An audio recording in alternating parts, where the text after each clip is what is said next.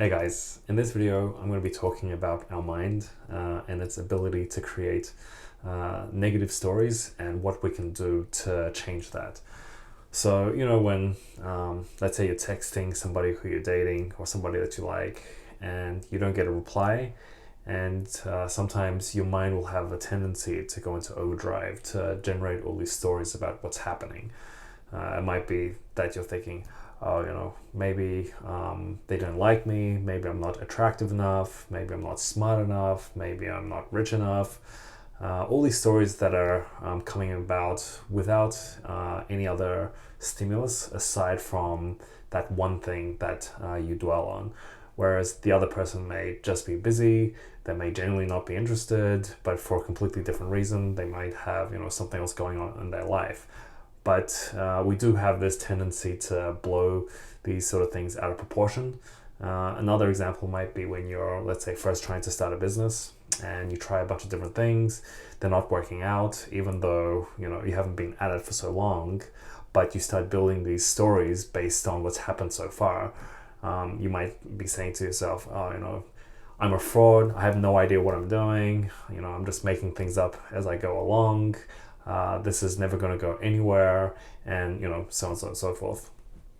So the way that I like to look at this is the first thing is I want to create some distance so that I'm not emotional about whatever it is that's happening, because that's generally part of the thing that's driving these narratives inside our head.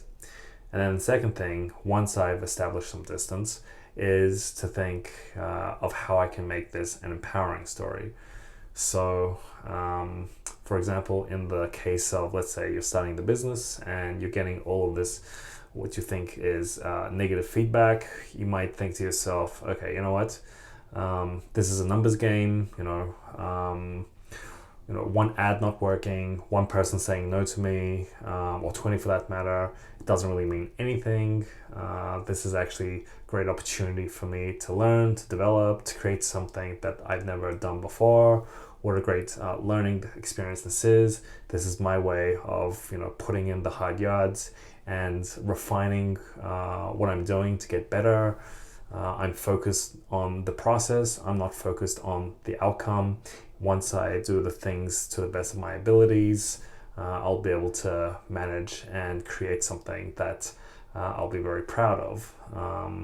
So that's just one way that you can turn it around and make it into something positive. So the facts are the same, but the difference is that the way you interpret it can change dramatically, and you can have the same set of facts but view it from a completely different angle.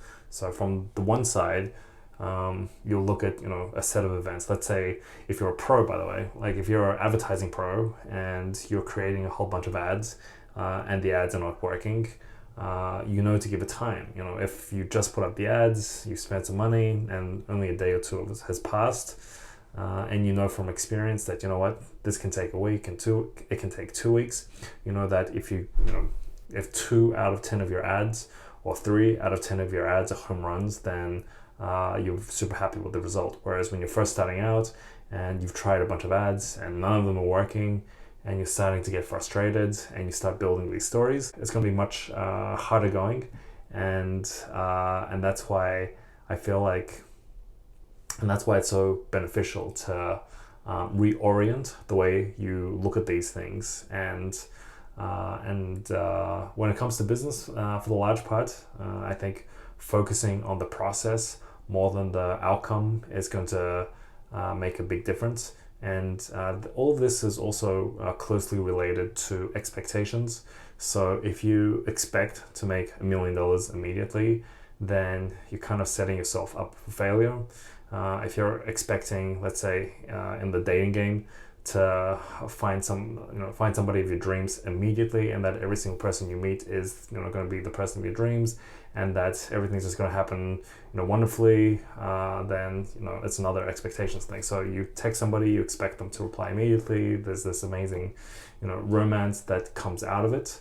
There's a gap between reality and your expectation. So that's also something else to look at in these kind of situations.